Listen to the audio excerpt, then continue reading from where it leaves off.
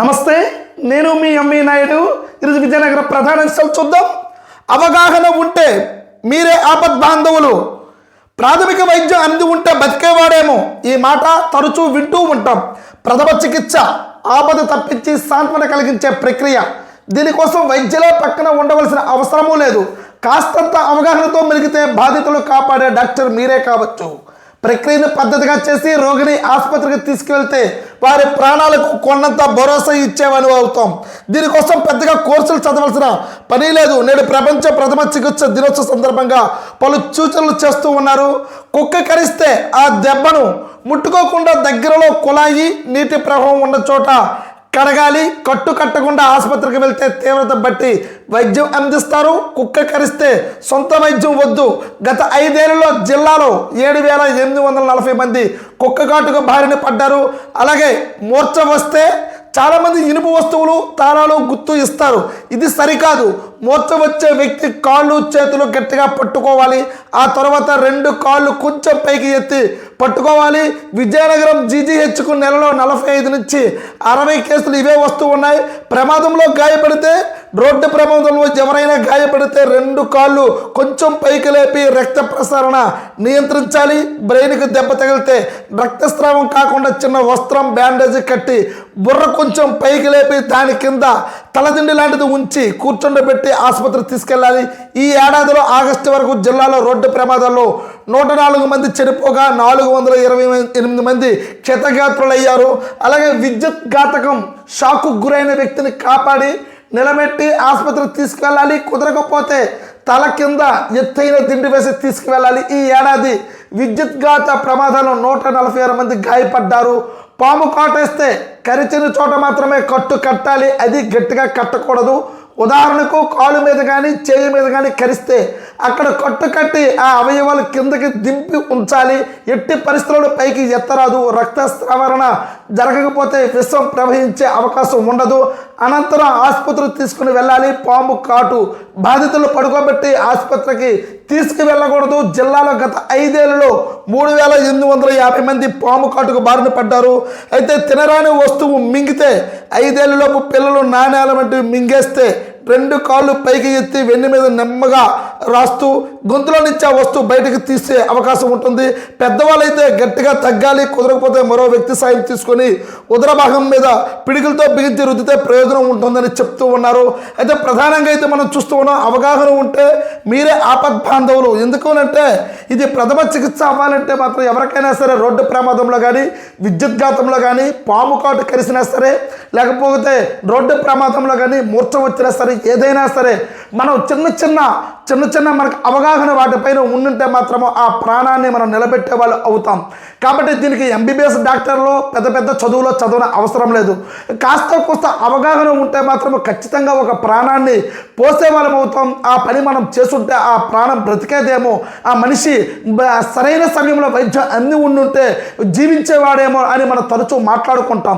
అయితే ఈ తరచూ మాట్లాడుకుంటే అయితే ప్రస్తుతం అయితే అవగాహన అనేది చాలా మందిలో వచ్చింది. సెల్ ఫోన్ వచ్చిన తర్వాత ప్రతి ఒక్కరు కూడాను ఏ విధంగా ప్రాణాలని కాపాడుకోవాలి, పక్క ప్రాణాలని ఏ విధంగా మనం సరైన సమయంలో ఆసుపత్రికి తీసుకువెళ్ళాలి అని కోస్త అవగాహన ఉన్నప్పటికీ కూడాను మరికంత కాస్త అవగాహన ఉండుంటే మనతో పాటు మిత్రులు కానీ, మనకు తెలిసిన వాళ్ళు అవనియండి, తెలియని వాళ్ళు అవనియండి, ఒక ప్రాణం మన కళ్ళ ముందులో పోకూడదు. కాబట్టి కాస్త అవగాహనతో మాత్రం మనం మెలిగితే ఒక ప్రాణాన్ని అయితే మాత్రం ఆ కుటుంబాన్ని మనం ప్రాణాన్ని కాపాడే వాళ్ళం అవుతాం. కాబట్టి కాస్త అవగాహనతో ఉండాలి. విద్యుత్ ఘాతంలో చేసేటప్పుడు కానీ, లేకపోతే కుక్క కానీ, ఏదైనా రోడ్డు ప్రమాదంలో ఏం జరిగినా సరే కాస్త అవగాహనతో ఉంటే మాత్రం ఆ కుటుంబాన్ని మనం కొద్దిగా మన చేతనైనంత వరకు సాయం చేసి దాన్ని ఏ విధంగా మన దగ్గరలో ఉన్న ఆసుపత్రికి కానీ, లేకపోతే అంబులెన్స్ కానీ, ఏ విధంగా అయితే ఎటువంటివి కూడా ఇబ్బంది లేకుండా ఇది ఒక కుటుంబాన్ని కాపాడే వాళ్ళు అవుతాం. కాబట్టి కాస్తంత ఎదురు ప్రమాదంలో ఉన్న వారిని అవగాహనతో మెలగాలి అన్నట్టుగా ఇరు వైద్య విభాగంలో చెప్తున్నారు. అలాగే మరొక ప్రధాన విషయం చూద్దాం. వనిత ఇదిగో పారిశ్రామిక ప్రోత్సాహం.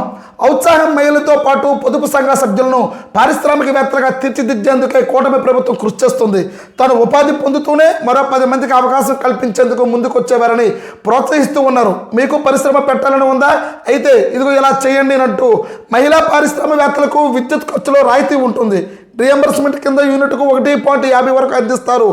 మెప్మా ఆధ్వర్యంలో విజయనగరం నగరపాలక సంస్థ, బొబ్బిలి, రాజ్యం, పార్వతీపురం, సాలూరు పురపాలక సంఘాలు, పాలకొండ, నెల్లిమర్ల నగర పంచాయతీలో ఉన్న మహిళలు పారిశ్రామికవేత్తలుగా తీర్చిదిద్దడం కోసం 100 రోజులు జీవనోపాధ్యాయులు కార్యక్రమానికి శ్రీకారం చుట్టారు. ఎంఎస్ఎంఈ, పిఎంఈ స్వానిధి కింద ప్రోత్సహిస్తారు.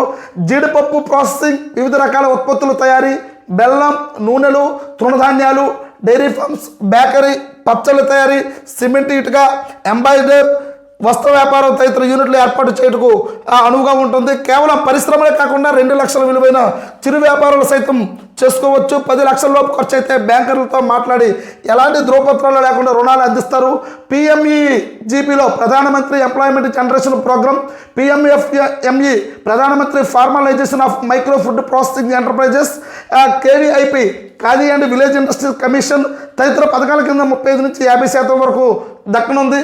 జిల్లాలోని బలిగొట్టం, కొండకిండం, చినరావుపల్లి, గొట్టక్కి, సంకిలి, కుమరంలో ఏర్పాటు కానున్న పారిశ్రామిక పార్కులు, నెల్లిమర్లోని ఫ్లాటెడ్ ఫ్యాక్టరీ కాంప్లెక్స్లో తొలిత అతివలకే స్థలాలు కేటాయిస్తారు. ముందుకొచ్చే మహిళలకు మండల స్థాయిలో వెలుగు సిబ్బంది, పురపాలక సంఘాల్లో మెప్మా ఉద్యోగులు పూర్తిగా సహకరిస్తారు. సమీపంలోని గ్రామ వార్డు సచివాలయాలకు వెళ్ళి ఆన్లైన్లో దరఖాస్తు చేసుకునే అవకాశం ఉంది. వివరాలకైతే మాత్రము ఫోన్ నెంబర్ సైతం సంప్రదించగా పరిశ్రమల కేంద్రం జిఎం కరుణాకర్ చెప్తూ ఉన్నారు. అయితే ప్రధానంగా మహిళలైతే మాత్రం పారిశ్రామికంగా ముందులకు రావాలి అనేది ఇక్కడ స్టేట్ గవర్నమెంట్ నుండి, సెంట్రల్ గవర్నమెంట్ నుండి ప్రతి ఒక్కరు కూడా ప్రోత్సహిస్తుంది. ఎందుకనంటే మహిళలకు పట్టుదల ఎక్కువ శ్రమించే తత్వం కూడా ఉంటుంది.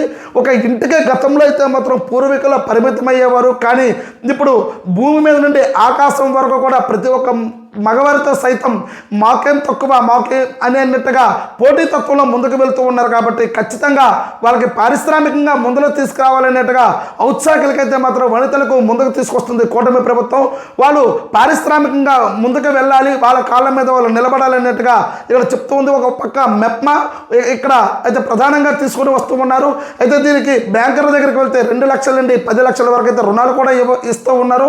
ఎటువంటి హామీ పత్రాలు లేకుండా కూడాను వాళ్ళ యొక్క చేసే పని బట్టి పూర్తిగా అవగాహనతో ఉంటే మాత్రం ఖచ్చితంగా బ్యాంకర్లు కూడా ముందుకు వస్తూ ఉన్నాయన్నట్టుగా అధికారులు చెప్తూ ఉన్నట్టుగా తెలుస్తూనే ఉంది. అలాగే మరొక ప్రధాన విషయం చూద్దాం. ఆటో సోదర అందుకో కానుక, కూటమి ప్రభుత్వం మరో వరం అందించనుంది. సూపర్ హిట్ పేరిట అనంతరం బహిరంగ సభలో ముఖ్యమంత్రి చంద్రబాబు నాయుడు ఆటో వాళ్లకు దసరా కానుక ప్రకటించారు. ఏటా 15,000 అర్హుల ఖాతాలో జమ చేయనున్నట్లు చెప్పారు. ఒక్కో ఆటో వాళ్ళు గతంలో రోజుకు 1,500 నుంచి 2,500 వరకు సంపాదించేవారు. మహిళలకు ఉచిత బస్సు ప్రయాణం అందుబాటులోకి రావడంతో ఆదాయం తగ్గిపోయిందని, దీంతో ఆటో కొనుగోలు, రుణ వాయిదాలు, ఇంధనం ఖర్చులతో సతమతమవుతూ ఉన్నారు. చోదకులను ఆర్థికంగా ఆదుకోవాలన్న ఆలోచనతో చంద్రబాబు నాయుడు వాహన మిత్ర సాయాన్ని పెంచి అందించనున్నారు. పార్వతీపురం జిల్లాలో 10,000 వరకు, విజయనగరం జిల్లాలో 27,000 వరకు ఆటో చోదకులు ఉన్నారు. వీరందరికీ కూడా పథకం ప్రయోజనం అందనుంది. గత ప్రభుత్వం వాహన మిత్ర ద్వారా 10,000 ఇవ్వగా కూటమి ప్రభుత్వం 15,000 అందించనుంది. గతంలో పథకం లబ్ధి పొందిన వారు జాబితాలు సిద్ధంగా ఉన్నాయి. కొత్తగా ఆటోలు కొనుగోలు చేసేవారు ఈ నెల 19 వరకు దరఖాస్తు చేసుకోవచ్చు. 22 వరకు దరఖాస్తుల పరిశీలన, 24 జాబితా విడుదల చేస్తారు. అయితే అర్హులు ఎవరంటే ఆటో డ్రైవర్లు, మోటార్ క్యాబ్, మ్యాక్సీ క్యాబ్ చోదకులు. ఎవరిని సంప్రదించాలి? గ్రామ వార్డు సచివాలయ GSWS ఉద్యోగులు సంప్రదించాలి. అవసరమైన పత్రాలు సమర్పించాలి. ఆధార్ కార్డు, డ్రైవింగ్ లైసెన్స్, వాహన RC, bank passbook, ration card ఉండాలి. అయితే కూటమి ప్రభుత్వం వచ్చిన తర్వాత ఫ్రీ బస్ అయితే మాత్రం పెట్టడంతో ఇక్కడ వాహన చోదకులందరూ కూడాను చాలా ఇబ్బంది పడుతూ ఉన్నారు. వాళ్ళకి ఈఎంఐలు కట్టాలంటే చాలా కష్టకాలంతో వెళ్తూ ఉన్నారు. ఆటో వాళ్ళకి కాదు, ఎవరైతే మాత్రం ఎల్లో బోర్డు ఉన్న వారికి ఎవరికైనా సరే ప్రతి ఒక్కరికి కూడాను 15,000 రూపాయలు అయితే మాత్రం ఆర్థిక సహాయం అయితే మాత్రం అందించడానికి సిద్ధంగా ఉంది. దీనికి ప్రతి ఒక్కరు వాళ్ళ యొక్క వాహనానికి సంబంధించిన పత్రాలు తీసుకుని వెళ్ళి గ్రామ వార్డు సచివాలయాల్లో సంప్రదిస్తే ఖచ్చితంగా వాళ్ళందరికీ కూడా ఉపాధి ఇక్కడ కూటమి ప్రభుత్వం ప్రకటించిన ప్రతి ఒక్కరు కూడా ఆర్థిక సాయం అందనున్నట్టుగా ఇక్కడ అధికారులు చెప్తూ ఉన్నట్టుగా తెలుస్తూనే ఉంది. చూస్తూ ఉండండి ఎంఈ న్యూస్. నేను మీ ఎంఈ నాయుడు.